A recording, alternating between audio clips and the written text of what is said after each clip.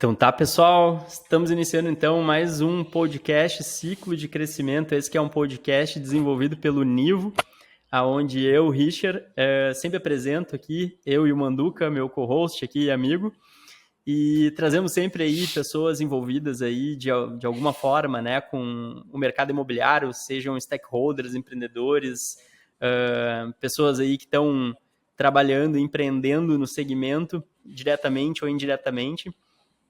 E hoje trazemos aqui um grande convidado, um cara, um profissional que vem desenvolvendo aí um trabalho muito legal aí com brasileiros fora do Brasil, falando sobre economia, falando sobre blindagem patrimonial e como proteger o seu patrimônio aí, principalmente num país tão difícil e complicado e complexo como é o nosso país aqui, o Brasil, né, que praticamente tem uma crise a cada 3, agora tem sido mais frequente, mas uma crise pelo menos a cada 4 anos a gente está acostumado a ter aqui, né?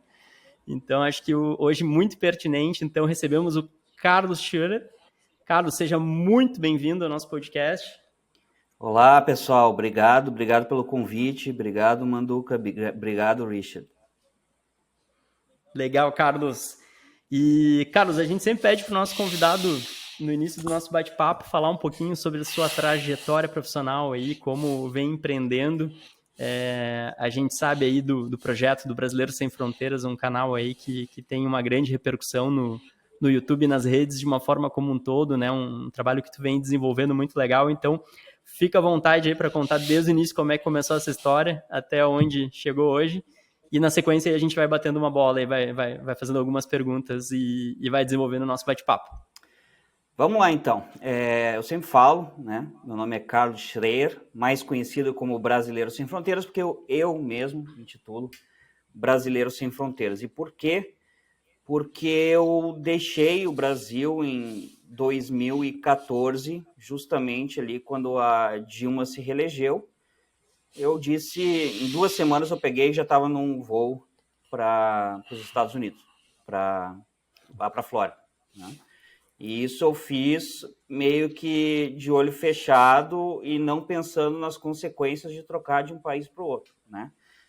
E eu simplesmente disse assim, já que eu faço uma profissão no Brasil, eu vou fazer a mesma profissão lá nos Estados Unidos, porque eu já tinha estudado nos Estados Unidos, já tinha tido uma permissão de trabalho lá, então já tinha o CPF dele, o Social Security, então eu podia estudar de novo para tirar o Cresce deles, o Cresci, que a gente fala aqui no Rio Grande do Sul. Eu hoje estou aqui em Capão da Canoa, visitando os meus pais.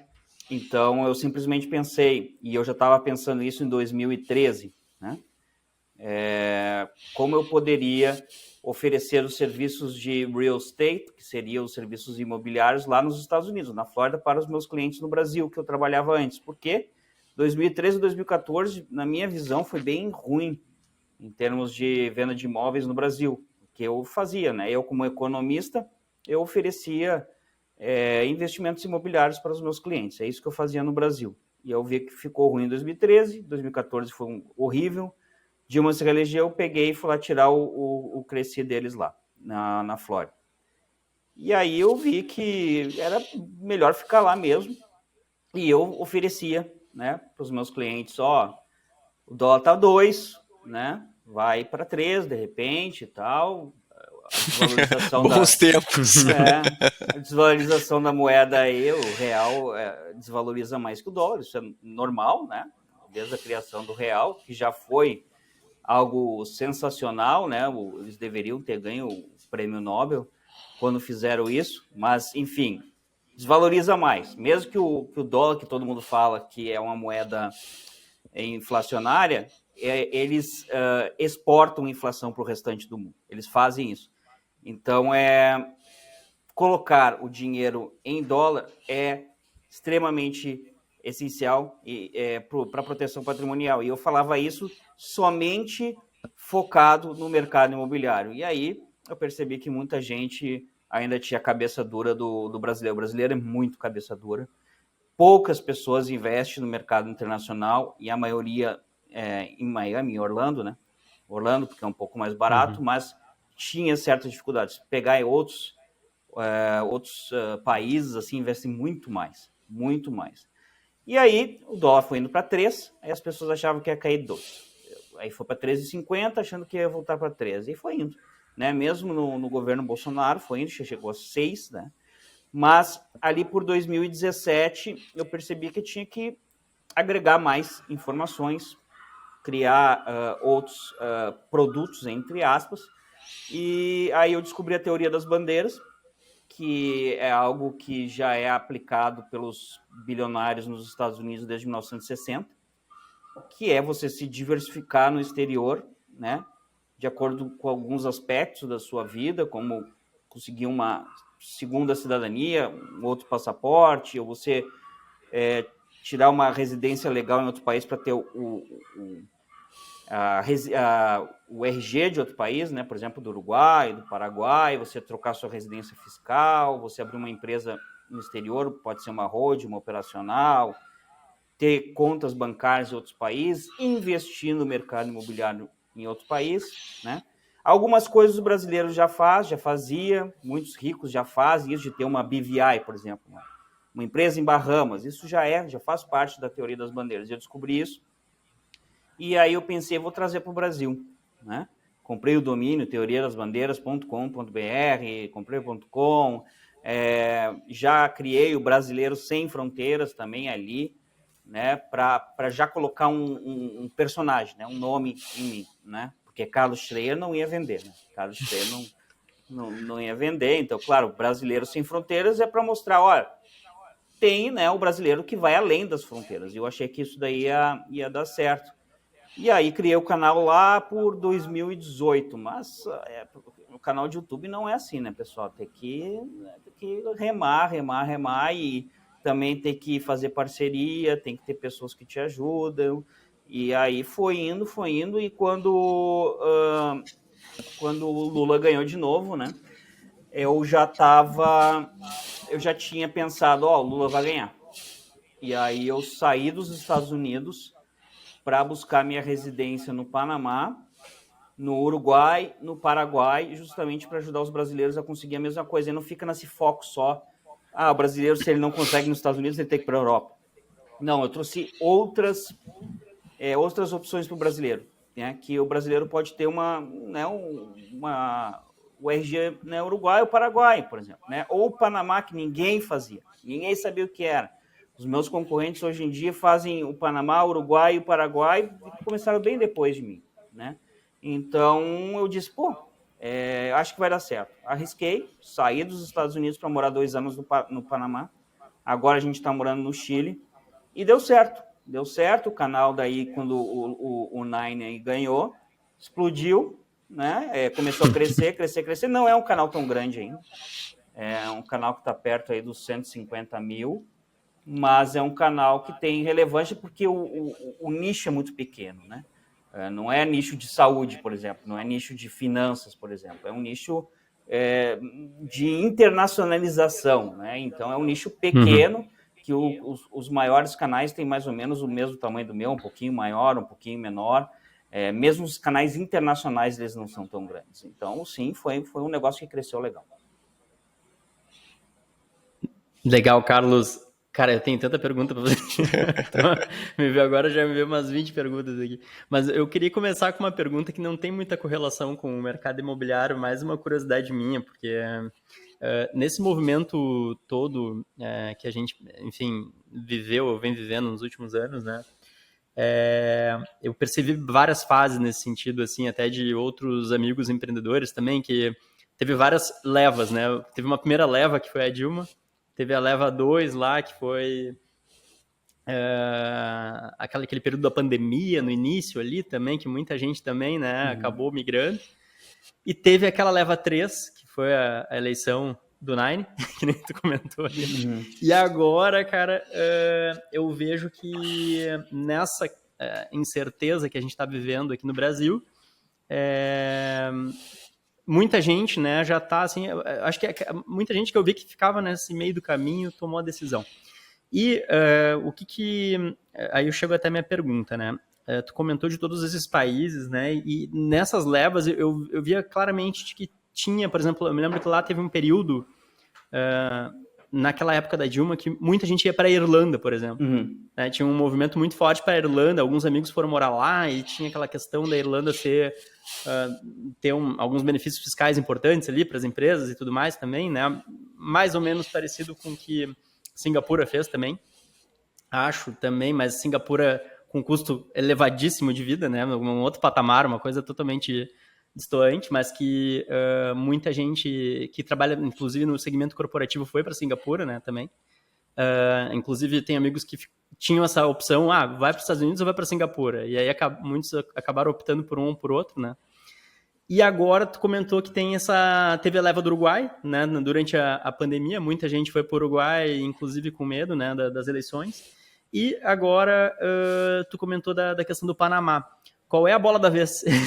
Qual é para onde é que o pessoal, né, a melhor opção, né? Porque eu vejo que o mercado americano agora está muito otimista, né? Principalmente com a volta do Trump, né? Então existe aí uma euforia muito grande, né? Mas a gente sabe que também é oferta e demanda, né? Isso faz também com que tenha um movimento muito forte para lá e enfim, talvez torne o processo um pouquinho mais complicado, né? Qual é a grande oportunidade do momento, na tua opinião? Assim, por isso que um dos produtos que mais vende na nossa empresa é a consulta inicial. É porque depende, né? Eu tenho que falar com a pessoa e ver. É que nem um médico, né? Tu não dá o mesmo remédio para todo tipo de doença, né? Para todo tipo de, sei lá, qualquer coisa problema que a pessoa tem, ela vai lá e vai tomar o mesmo remédio. Não é isso. Então a pessoa vem, ela faz a nossa consulta de 25 minutos ou de 50 minutos, dependendo do que ela precisa. A gente analisa o caso dela específico e aí sim eu vou entender, de acordo com os problemas da empresa dela, da pessoa física, da família, investimentos, e aí eu vou dizer qual que é o que eu acho que ela pode fazer, não o que deve, o que eu acho que ela pode. E aí tem várias situações. O Uruguai é um lugar bom para certos casos, por mais que o brasileiro tenha a cabeça muito, muito pequena de dizer, mudou para a esquerda, o Uruguai flopou, né? E não é, nada a ver. O Uruguai passou 15 anos com a esquerda lá e o brasileiro e o argentino não deixou de comprar imóvel lá, não deixou de botar o dinheiro nos bancos lá e continuou seguro, né? A Argentina virou para Milei, quer dizer que você tem que botar o seu dinheiro de olho fechado lá? Não, né? Não tem. Vai abrir muitas oportunidades, vai ter oportunidades no mercado imobiliário, vai ter oportunidades para você mudar sua residência fiscal lá para lá um dia, agora não, entendeu? Então depende. O Chile eu acho que é uma das bolas da vez, uma das. Por quê? Porque o Chile vem de um governo praticamente socialista, só que foi um governo socialista de ocasião, o voto não era obrigatório quando eles ganharam, então praticamente foram lá o pessoal de faculdade votar e conseguiram colocar aquele problemático lá, e agora o voto é obrigatório. Quando passaram para o voto obrigatório, eles foram lá e rechaçaram a Constituição comunista, que eles falam, né? Os conservadores, que são as pessoas mais velhas, rechaçaram. Então, isso demonstra que, para esse ano, que é as eleições de novembro, deve dar no segundo turno duas pessoas de direita, ou pelo menos um de centro e outro de direita. Então, isso vai mudar, e para o Chile mudar é muito rápido, porque o Chile já está muito à frente dos outros países de direita, e nesses tempos de Terceira Guerra Mundial, que para mim já está em Terceira Guerra Mundial, o Chile é o país mais isolado do mundo, já tem as barreiras naturais para você se proteger lá, e já é um país desenvolvido. E uma economia dolarizada também, né? Uma economia já que... eles têm um banco lastreado central. no dólar. Eles têm um banco central deles, mas tu pode ter conta em dólar. E assim, o custo de vida não é tão alto. E também eles têm um salário mais alto. Eles têm. Agora, e eles têm uma coisa que o Brasil e a Argentina não têm, o Uruguai não tem, o Paraguai não tem, que eles utilizam o Mercosul como associado, né? Que é muito melhor, porque tu não precisa negociar junto com o Brasil e com a Argentina obrigatoriamente, Então, tu utiliza o que é melhor no Mercosul, utiliza a parte migratória do Mercosul, mas tu negocia bilateralmente com quem tu quiser. Então, tem acordo de livre comércio com a China, com os Estados Unidos, com o que eles quiserem. Entendeu? Então, isso é bom. O Panamá praticamente estava indo bem, aí agora tem esses problemas. Eu achei muitos problemas lá quando eu morei, então quando tu mora, tu vê muita coisa que tu não saberia se tu não morar, então é muito importante tu ter o skin in the game, que isso é uma das coisas que a gente faz. Então eu por exemplo, tenho o Brasil em mais 5 residências, né? Então eu posso passar essas informações para os brasileiros. Então eu fui lá no Panamá, eu acho que o Panamá é um bom lugar para você ter uma holding patrimonial, uma conta bancária, uma empresa, mas para morar eu achei meio chato para morar, né? Mas é cultural, é o clima e etc. E agora com os Estados Unidos vai fazer uma pressão em cima do canal do Panamá, tá? E se quiser vai lá e vai tomar, vai ficar lá, botar um porta-avião lá e acabou. Os Estados Unidos vai bombar esse ano, vai bombar porque as pessoas vão querer ir viver lá, mas não é qualquer um que vai, entendeu? Então, o mais alto da imigração, um dos mais altos da imigração é os Estados Unidos, porque se tu tentar mudar para Singapura, que tu não falou, eles não vão te aceitar. Eles não aceitam ninguém em Singapura. Aí que tá, não é eu querer morar em Singapura, eles não aceitam ninguém. Só o sócio do Zuckerberg, brasileiro. Só milionário e bilionário como viver em Singapura, ou alguém que já vai com trabalho de alguma empresa. Não, um segmento corporativo. Tu não vai mudar porque tu quer. Eu sou de nômade digital, vou morar em Singapura. Não vai. Vai morar na Malásia. A Irlanda também mudou muito, né? Essa questão da política deles. A Irlanda tu vai, se tu quiser ser um nômade digital, se tu quiser ir se tu tiver um passaporte europeu, tu vai entrar lá e vai morar, tá? Mas assim, Malásia, por exemplo. Eu quero viver na Malásia. Tu tem que pelo menos comprovar que tu ganha $10 mil por mês, né? Quem é que ganha isso? E todo o desafio do fuso horário da Ásia também, né? Tem isso que eu não gosto, né? Eu foco na América justamente pela distância para as pessoas, pelo fuso horário para poder trabalhar, pelo custo de vida, que a pessoa pode viver num lugar, ganhar em dólar. Tu trabalha para os Estados Unidos, tu trabalha para a Europa, ganha em dólar e mora num lugar que é metade do preço. Porque quando eu morava na Flórida, meu custo era 7 mil, quando eu fui para o Panamá era 3. Entendeu? E morando super bem, com vista e tal. Quem for no meu canal vai olhar isso, né? Agora eu estou no Chile também, mantive mais ou menos o mesmo custo, um pouquinho mais, mas tenho lá minha vista para a Cordilheira dos Andes, entendeu? Então, nos Estados Unidos não. Nos Estados Unidos tu vai morar lá para uma vista para uma árvore, né? E caro, bem caro. Agora, tem pessoas que vão dizer, eu prefiro morar nos Estados Unidos porque é muito melhor. É o melhor país do mundo. Se botar em todos os índices e tudo lá, tu vai ver. É o melhor país do mundo. Não tem dúvida. Mas eu não gosto. O problema é seu, você não gosta. Mas se botar em todas as listas, índices e tudo, é o melhor país do mundo.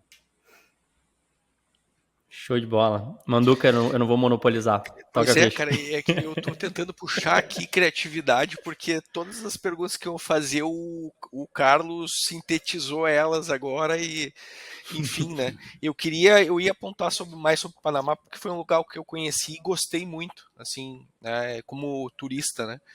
E um lugar extremamente tropical em relação ao clima, mas bem na época estava naquela onda de Dubai das Américas e tal, né? E desde então, nos últimos anos, a gente não vê nenhum movimento econômico que traduz esse fenômeno, né, de crescimento e de toda a proposta dela de ser berço de offshores, né, ser uma visão mais aberta do ponto de vista de financeira, né? O que aconteceu lá que realmente não se consolidou isso, Carlos?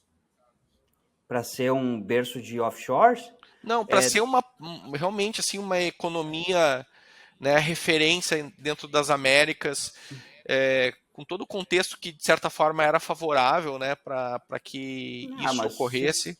Mas se tu for pensar, é um país de 4 milhões de habitantes. 4 milhões e meio. É 1 milhão de habitantes a mais que o Uruguai. Os caras têm uma renda per capita de $40 mil, quase igual a de Portugal. entendeu? Os caras têm 70 bancos, o cara tem uma mini Miami lá. O problema é a cultura deles, os caras jogam lixo no chão, gritam na rua, tocam reggaeton, o clima é horroroso, entendeu? Assim, agora, os caras têm um shopping center 3 vezes do Iguatemi de Porto Alegre. Sim. Entendeu? Então, os caras têm uns negócios legais lá, né? Sim, não tem Banco Central, a moeda é dólar, mas isso tudo não se formou por causa deles, e eles acham que sim, isso é um problema deles, tá?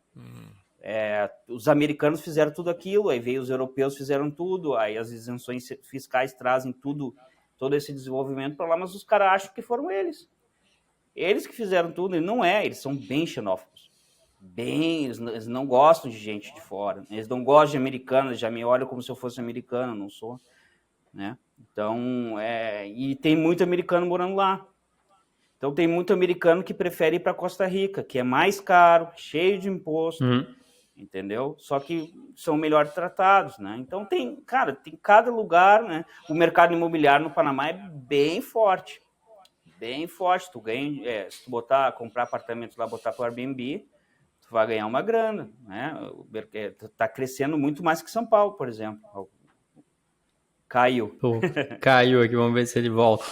Acho que deve voltar. Aí, voltou. Voltou. Então, pessoal, assim, se tu botar o mercado imobiliário com São Paulo, o Panamá tá crescendo, assim, melhor que São Paulo. Agora, que nem tu estava falando, eu esqueci de falar, o Paraguai, para investir em imóveis hoje em dia, Assunção é a bola da vez para investir em imóveis. Assunção.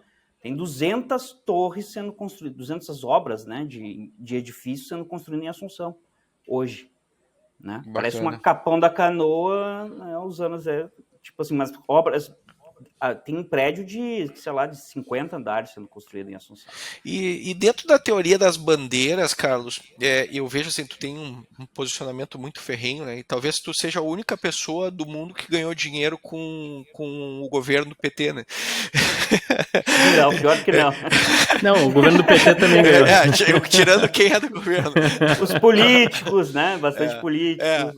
Mas assim, né? Eu vejo assim que tu foi um cara, assim, se posicionou, né, e teve maturidade para, digamos assim, ter uma visão de economista, como é a tua formação, então, assim, né, não ultrapassando os limites que levaram aí a uma série de situações que a gente vê no Brasil, mas tu lidou muito com gente com viés muito de política ideológica da direita, eu acredito, sim, né? Muita gente deve ter te procurado, deve ter tentado te induzir a esse posicionamento. Eu não vou falar extremo, que pode parecer eu aqui que estou tentando apaziguar as questões, mas eu quero entender um pouco assim como que foi a atração desse público e como que tu lidou com esse viés ideológico, né? Tu com essa cabeça mais aberta, no sentido que tu está tratando de blindagem patrimonial, né? E se dentro da teoria das bandeiras tem também esse recurso de dispositivo de proteção judicial, né? Agora caiu o Carlos. Acho que caiu o Carlos. Está mostrando aqui que a conexão hoje não está fácil. Voltou. Né, mas eu acho que tu consegue ouvir, né, o que eu estava falando ali. Não, cara, parecia que não tinha caído, só parecia um negócio vermelho. Foi um lapso. Mas enfim, essas são as minhas perguntas a respeito da teoria das bandeiras. Na real, isso é Internet Brasil, né? Internet Brasil é bem complicado. Vamos botar um Starlink aqui na nossa casa, mano. Mas vamos lá, tipo assim, 100% do meu canal, do meu público é de direita. 100%. Tem lá os caras que assistem nosso canal que é de esquerda e fica, né, comentando, tem. Agora, tem o cara que ele é mais moderado e tem o cara que é fanático, né? E esse daí a gente tem que saber lidar, né? Então, eu sempre deixei claro que eu não sou fanático, não tenho super-herói, nem em nenhuma área da vida, nem músico, nem esportista e muito menos político. Então, eu não sou bolsonarista, eu sempre deixei isso claro. Mas sim, eu sou de direita conservadora, e é esse público que a gente está ajudando a não só a ir embora do Brasil, não só a tirar o dinheiro, mas sim se diversificar em diversos países. Tu não pode pegar e tirar tudo daqui e botar no Paraguai, esperando que lá é o país perfeito, porque não existe país perfeito. Existe um ranking, né? O melhor é os Estados Unidos, vai caindo lá para os vários rankings, e também vai ter o país que você gosta, né? Que você vai aceitar os defeitos daquele país. Daqui a pouco eu digo, o Panamá eu não curti muito, mas o Manduca vai dizer, não, cara, para mim é legal, eu gosto do clima, eu gosto da cultura, é show de bola. E tem vários que a gente ajudou a fazer a residência que estão gostando. Para aposentado é bem legal, né? Tem várias isenções fiscais, você não paga imposto do que você ganha de fora, lá mesmo você tem descontos na conta de energia, porque você é aposentado, em hotéis, restaurantes, transporte público, então depende. Agora o Panamá está querendo entrou no Mercosul como estado associado, então isso pode criar vários problemas para eles também, então depende, entendeu? Então a gente trata cada cliente de uma forma, né? E essa questão política, sim, deu alguns problemas no começo, mas eu acho que depois que o Bolsonaro saiu, acho que se acalmou um pouco essa questão aí. Eu acho que muitas pessoas não são mais tão extremistas hoje em dia. E teu público majoritariamente precisa ter já esse aporte de investidor pronto para fazer investimentos internacionais, ou não necessariamente? Tu consegue pegar alguém que tipo está fazendo uma transição de carreira e não né, tá indo mais como uma força de trabalho, mas tem uma capacidade de repente acadêmica interessante e profissional que possa interessar outros países. Ao contrário daquele cara que entra já com dinheiro, né? Eu tô com 1 milhão, quero investir, Carlos. Ou é o cara assim que, cara, eu ia fazer uma coisa totalmente clandestina, mas quero, né? Tenho capacidade para trilhar um caminho mais formal e entrar pela porta da frente, né? Nos países, né? Não, sim, tem um cara que vai lá e compra 2 milhões de dólares em apartamento em Miami, né? Casa em Orlando, e faz o green card e consegue aplicar para o EB5 e investe num negócio lá e tal. Esse cara tem bastante dinheiro. Mas tem também o cara que, eu tô começando com internacionalização, o que eu faço? O cara abriu uma conta na Wise e já mandou os dólares para ele lá, entendeu? Simplesmente mandou $500, $200, mandou $100. Né? O cara comprou o Bitcoin dele a primeira vez, o cara tá tentando se proteger de alguma forma. Então tem isso no canal. Fazendo uma ponte para, desculpa te interromper, Carlos, mas qual é o passo 1, tá? Porque tu comentou agora abrir uma conta na Wise, né? Hoje em dia tu tem várias contas internacionais, tem a Nomad, a Wise, C6 Bank, acho que, enfim, a própria XP acho que tem também a opção, né? Qual é o passo 1, na tua opinião? Primeiro passo para quem quer fazer essa internacionalização nesse sentido, além do teu diagnóstico, claro. Que nem eu te disse, depende do objetivo da pessoa, se é só proteção patrimonial ou se é realmente uma imigração. Mas, na minha opinião, o primeiro passo é ter um plano B. É migratória, no caso, né? Então, se a pessoa vai ter o green card, ela vai acabar mudando, né? É normal a pessoa ir embora. Primeiro passo seria ter uma segunda cidadania, então, não, então, uma coisa é cidadania, outra coisa é residência por domicílio, são diferentes, né? O fato de tu ter, por exemplo, uma residência no Uruguai, vai facilitar tu ter uma cidadania, mas é um RG, né? É uma residência legal, então é um direito de você viver lá. Caiu agora o Manduca. Caiu, voltou, mas vamos se acostumando agora. É um direito para que no final dê tudo certo. É um direito de você viver lá, mas não uma obrigação. Então, você pode manter... Assim, a gente fez mais de 150 famílias em 2023, 2024 agora, para o Uruguai, e 90%, digamos, não mora no Brasil. Não estão morando lá, entendeu? Então, continuaram, tem lá a residência no Uruguai. E isso representa o visto, Carlos? Não, isso representa o direito de viver lá, todos os direitos, praticamente, só não de ter passaporte e não votar, por exemplo, não ter a cidadania em si, né? Se tu quiser ter a cidadania, tu tem que ter vínculos com o país, tu tem que fazer uma prova lá de história, línguas e tal, e aí sim pedir para se naturalizar, e aí sim ser um uruguaio, né? O Paraguai também é a mesma coisa, você vai lá, pede, é o status migratório que muda, né? Você deixa de ser turista, você vai ser um residente. O Green Card, ele também é a mesma coisa, é como se fosse o Green Card dos dois lugares, só que o Green Card ele junta a parte fiscal com a parte migratória. Nesses dois lugares aqui, tanto no Paraguai quanto no Uruguai, você pode optar só por ser um residente legal, e se um dia tu for viver lá, aí tu faz a parte fiscal, que é o CPF deles. Tá? O Green Card não, o Green Card já te mete lá de todas as formas, entendeu? E o Panamá também é a mesma coisa, tu pode ter do Panamá, tu pode ter do Chile, a da Costa Rica, e por aí vai, né? Todos os países, cada país tem a sua regra. Então, primeira coisa que eu acho que a pessoa tem que ter é um plano B, né? E aí, sim, em cima disso, o plano de 72 horas, né? O plano de fuga de 72 horas que eu falo, né? Que é você ter uma dessas, né? E aí, lá no país, você já tem uma conta bancária com, sei lá, um dinheiro para você recomeçar a sua vida, tá?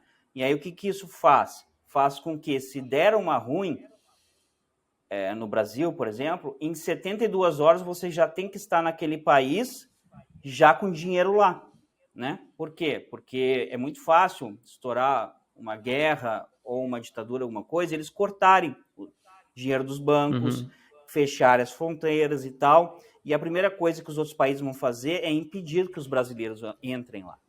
Eles vão impedir. Invasão de divisa, né? Não, vão impedir qualquer pessoa de entrar. Se você tem a residência do país, eles não podem fazer isso. Tu tem o direito de entrar e ficar lá quanto tempo você quiser. Você é um residente, você entrou, aí você já tem a conta bancária lá, com dinheiro. Então, você já tem lá investido e tal, você chega lá e facilmente consegue alugar um apartamento para viver.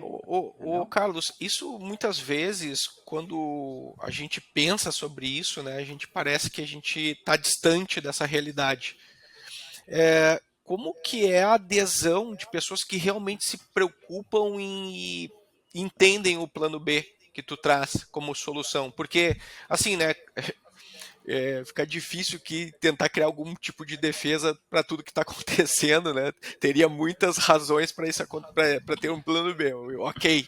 Mas assim, como que a gente traz isso como um senso de sobrevivência mesmo, assim, né? Tá. E como que isso consegue se sustentar a longo prazo, né? Que isso não vai se tornar oneroso, né? Ficar um dinheiro lá parado e na realidade, não fica parado, fica investido se você souber fazer bem.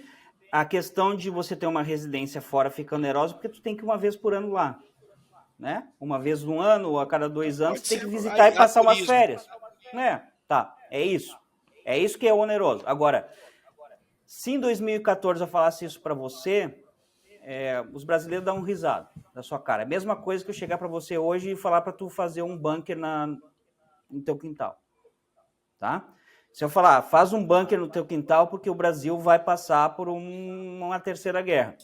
Cara, tu vai dar risada, vai dizer assim, tá rolando a terceira guerra aí, mas eu acho que o Brasil não entra, né? Vai dar risada. Cara, eu vi aí no Instagram, tem uma menina que tem 300 mil seguidores e ela tá ensinando a fazer bunker. Eu sigo ela. Já viu, né? Tu segue ela. Tá, beleza. Pô, eu acho que eu saí um pouco agora. É um plano B, né? Não, estamos escutando. Observando o plano B, vamos dizer assim, né? Cara, é isso. Tipo, muita gente dava risada, outros, né, se preocupavam. O Mark já fez o dele no Havaí lá, né? Tem gente que se preocupa porque é mais ligada. É a mesma coisa que falar assim, cuidado com o carro. Tem gente que, né, não liga, tem outros que são mais cuidadosos. Agora, nos Estados Unidos é fácil. Aí você diz assim, quando o Lula ganhou em 2022, aí as pessoas mudaram de cabeça com relação ao plano B. Tanto que foi uma chuvarada de gente que veio fazer. Muita gente veio fazer.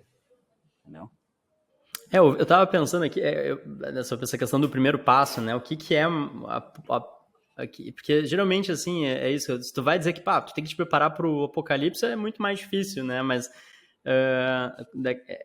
é um paradigma um pouco do brasileiro, por exemplo, investindo na bolsa, acho que é menos de 4%, né, da população que investe na bolsa de valores no Brasil, né, e aí tu tem que convencer ele talvez o desafio seja quebrar um pouco desse paradigma, né, dizer, olha, tu pode investir num ETF, né, tu pode investir lá numa renda fixa nos Estados Unidos, alguma coisa, e não é tudo isso, não é tão complexo quanto tu imagina. Tu abre uma conta aqui em menos de um minuto num banco internacional, que hoje tem vários aí, né? Estar Que a gente tava dolarizado falando. hoje faz todo sentido, né?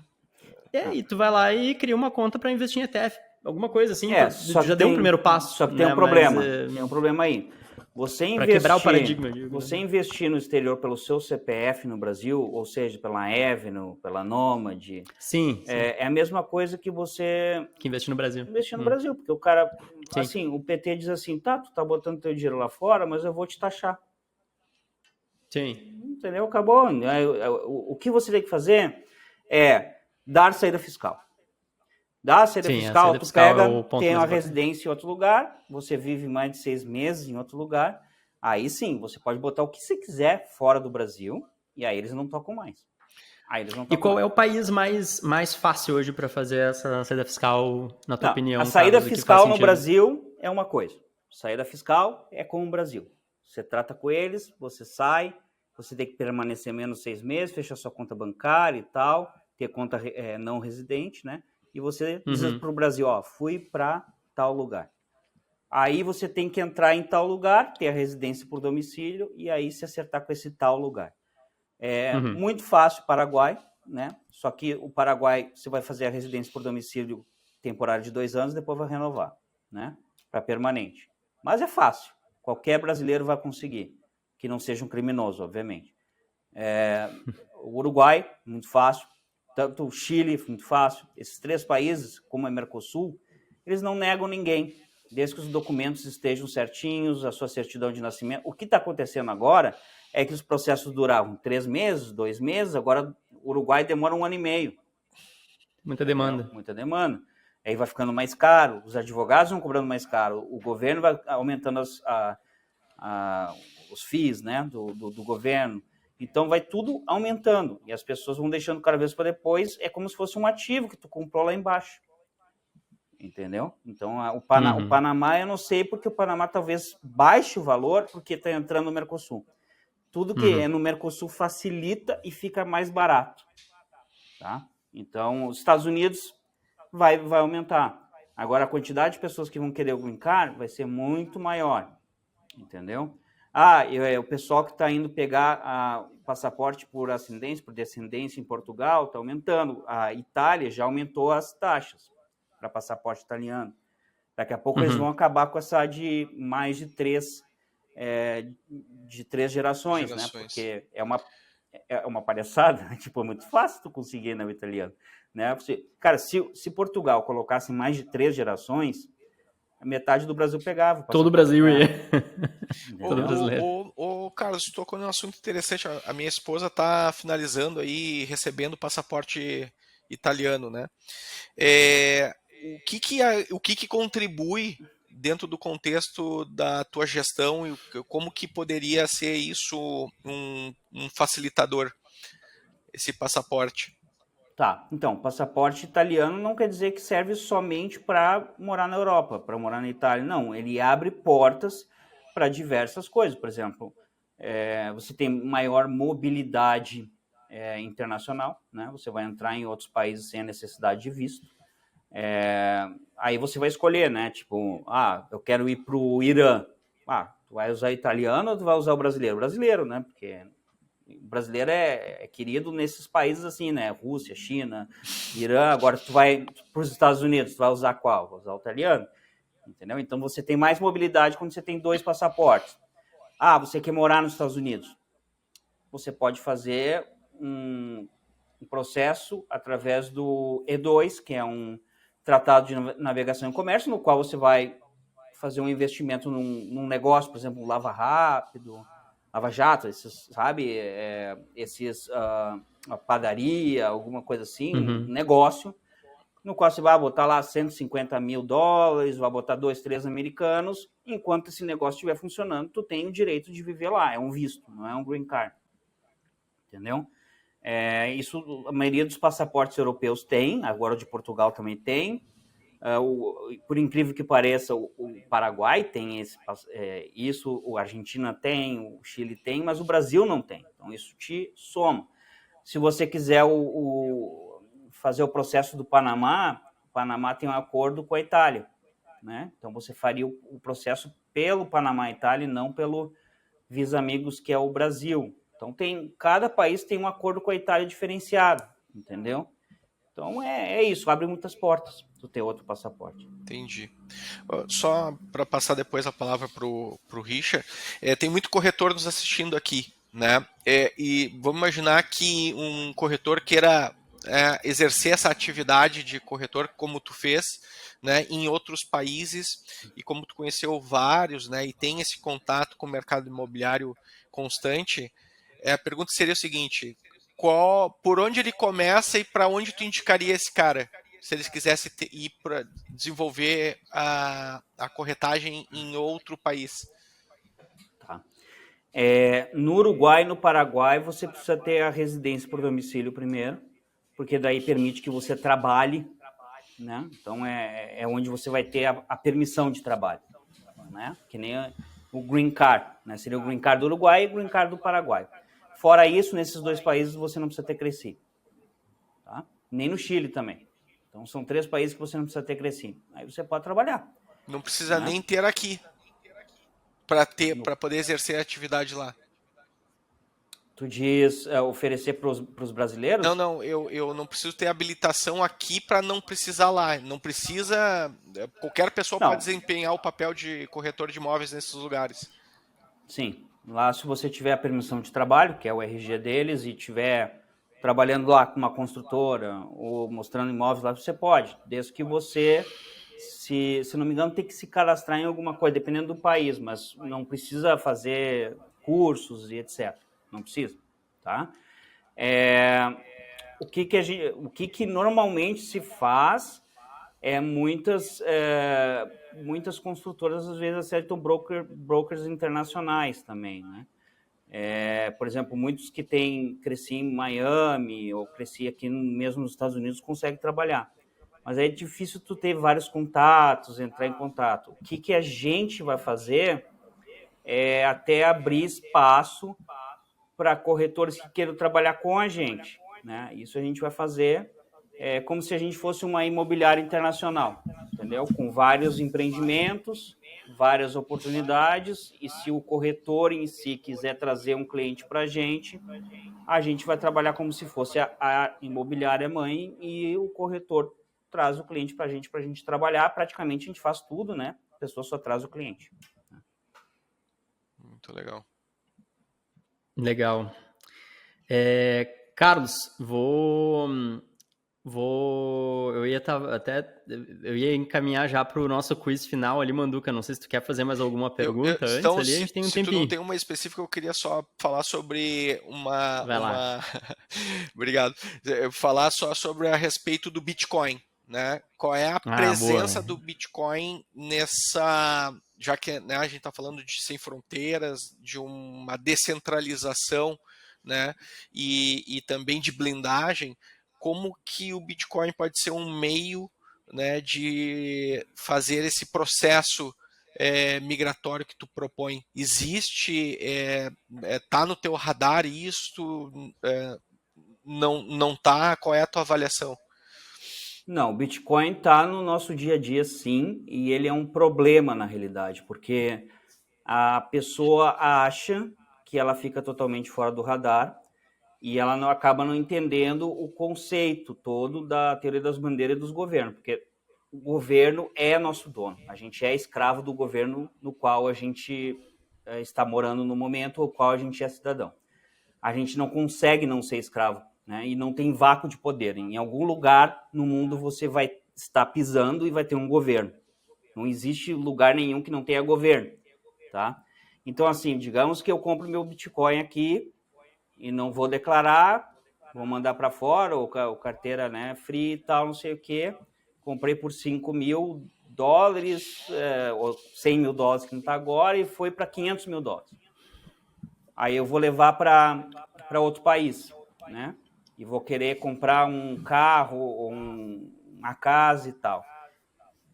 A maioria dos países, você vai ter que sacar esse Bitcoin em algum banco, tá? Os bancos, eles não aceitam que você traga esse dinheiro de fora, tá? Não aceitam, desde que você mostre como você comprou esse Bitcoin. Então, ele tem que estar declarado no seu imposto de renda no país de origem que você veio.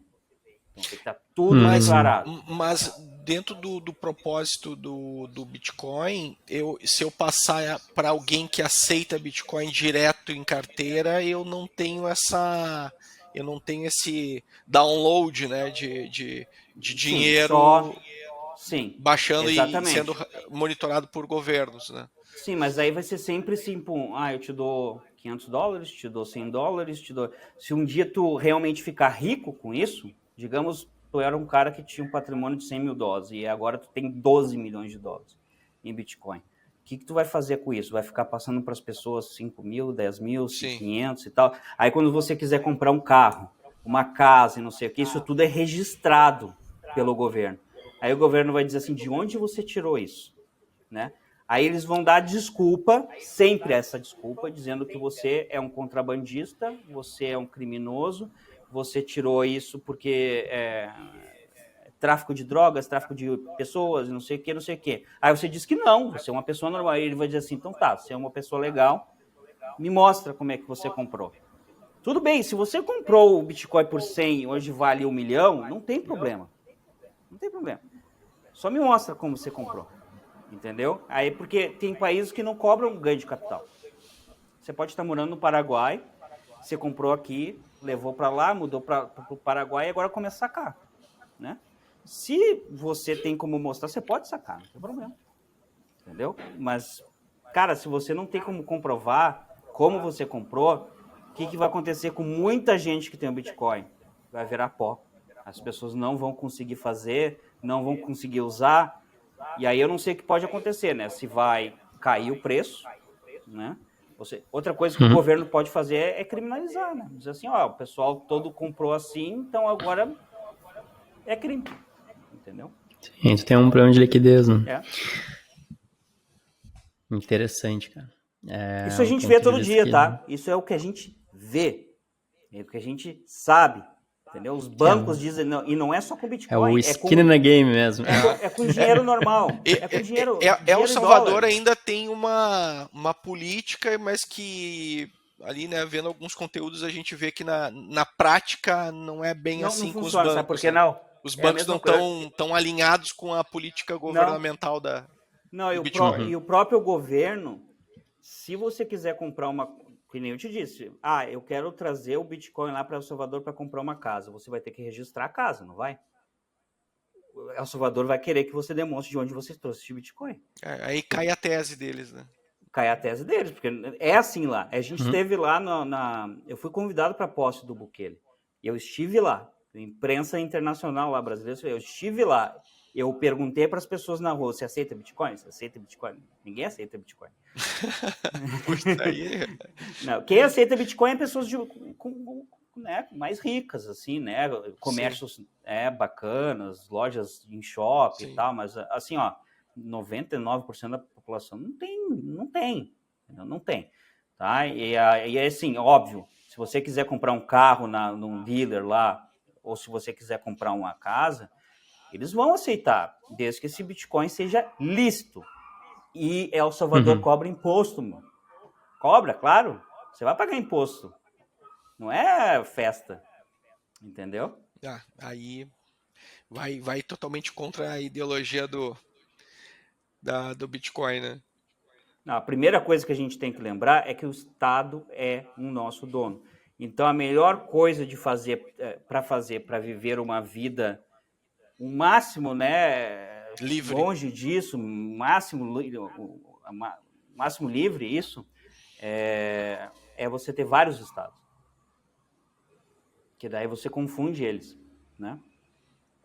Você tem uma coisa em cada lugar. Entendeu? Sim, é tu te autodescentralizar. Você se descentraliza. Por último, Richard, tua previsão para o Brasil? Previsão para o Brasil. O Brasil, ele vai ter que tomar uma decisão. O Trump vai chegar e vai dizer assim, se você ficar nos BRICS, vocês estão ferrados.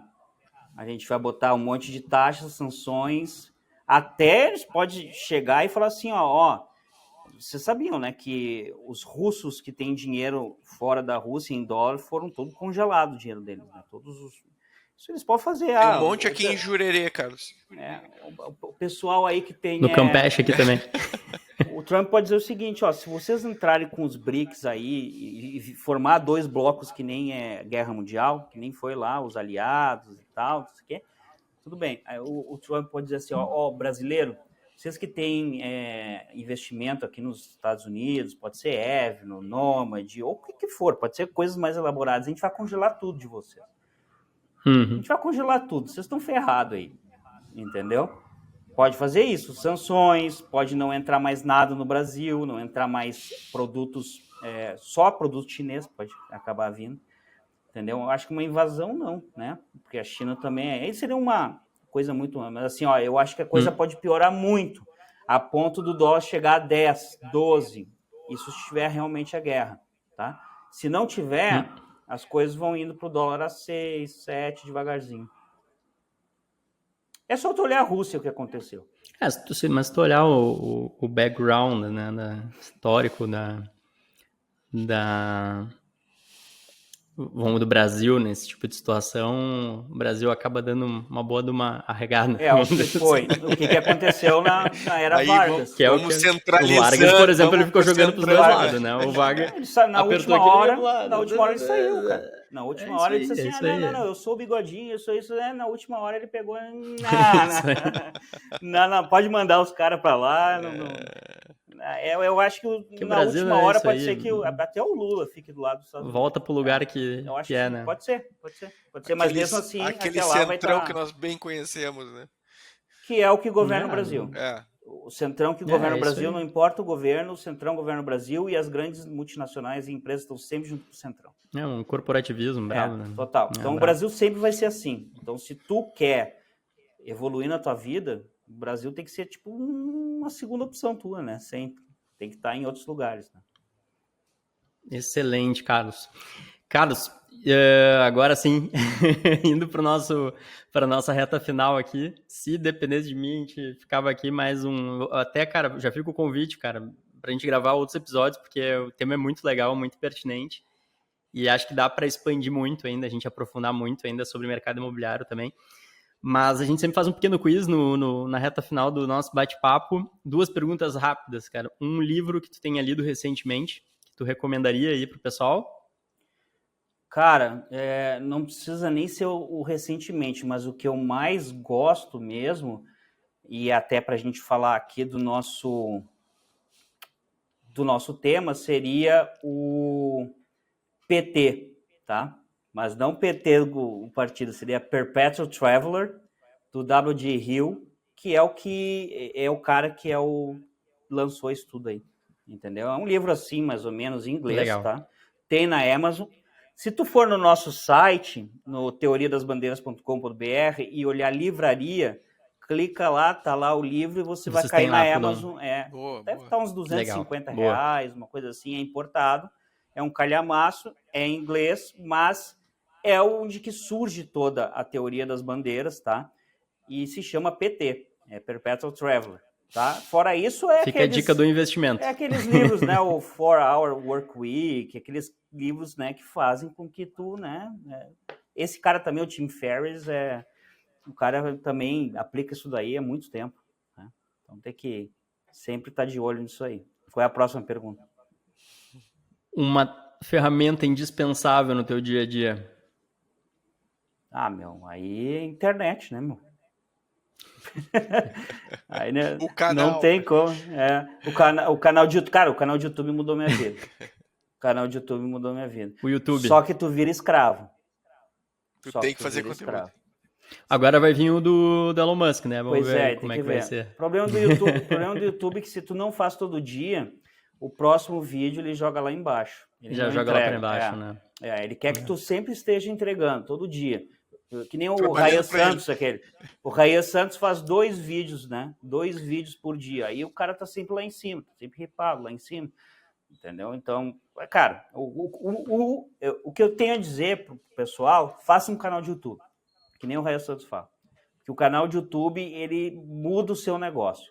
Muda o seu negócio para sempre. Olha, baita dica. Excelente, cara. Bom, Carlos, de novo, cara, queria te agradecer demais aí a participação e disponibilidade do teu tempo aí. A gente sabe que tu tá aí num pequeno recesso de férias aí, visitando a família aqui no Brasil, mas te agradecer novamente e Manduca também, agradecer novamente aí a parceria como co-host aí de sempre e abrir para as tuas considerações finais, Carlos, inclusive se tu quiser fazer um merchan aí do teu novo curso aí que tu vai estar lançando, fica super à vontade aí para divulgar para a turma aí. Eu gostaria de agradecer aí, Richard e o Manduca aí, que eu tenho mais a agradecer aí, que já deu um PT de verdade, né? Muito PT. Um PT de verdade aí. Uma vez eu bebi bastante lá no churrasco lá, o Manduca teve que me ajudar numa vez. Né? Então, cara, devo bastante aí pro Manduca. Assim, obrigado mesmo por convidar aí. Eu acho legal aí o que você faz. Eu acho muito legal o podcast. Eu acho um negócio legal. Eu acho legal o YouTube. Eu acho que vocês estão fazendo um negócio legal. E, assim, mais do nosso é o site, teoriadasbandeiras.com.br. Lá vocês conseguem achar tudo que a gente tem, né? Seja o audiobook que a gente tem, comunidade, consultoria e etc. E a gente vai lançar, sim, um curso sobre imóveis, né? Que vai ser o aluguel em dólar, né? Como você adquirir um aluguel em dólar. Isso a gente vai lançar provavelmente no domingo. Vai estar lá no site também, ou aluguelemdólar.com.br. Aí você já vai estar ali vendo. É aluguel indoor. Em dólar. Em dólar. Aluguel em dólar. Aluguelemdólar.com.br. Lá você já vai achar. E a gente vai levar essa ideia de pessoas podendo trabalhar com a gente, né? Corretores que queiram trabalhar com a gente, até mais para frente, pessoas que queiram também trabalhar nos outros processos. Por exemplo, eu tenho um cliente que quer também adquirir a residência no Uruguai. A gente vai treinar essas pessoas, entendeu? Então, para trabalhar junto com a gente, para trazer o cliente, a gente dá todo o suporte, aí essa pessoa começar a ter uma renda para ela também sair do Brasil. Quem sabe, entendeu? Excelente, Carlos. Muito bom. Eu vou fazer o curso. Já adianto aí que eu tenho bastante interesse no tema. E Manduca, passa a bola para ti. Não, só agradecer a parceria de longa data que eu tenho com o Carlos. Conheço o pai, a mãe dele, o irmão dele, né? São pessoas maravilhosas aí. E agradecer o privilégio agora, né? Conhecer esse cara era no anonimato ainda, né? Então eu tenho esse ativo aí que ele generosamente me cedeu aí esse espaço para participar aqui do nosso podcast, mas com certeza nós também temos aí um público cativo já, né, Richard, e vai agregar bastante aí também, espero eu, né, e dizer que esse tema aí, cara, precisa de uma parte 2 aí, com certeza, uma outra hora aí podemos, com a disponibilidade, a gente fazer mais um bate-papo aí. Mais uma vez, obrigado, cara. Valeu a confiança. Obrigado, Carlos. Obrigado, Manduca. Até a próxima. Obrigado a vocês. Valeu, pessoal. Até mais. Tchau, tchau.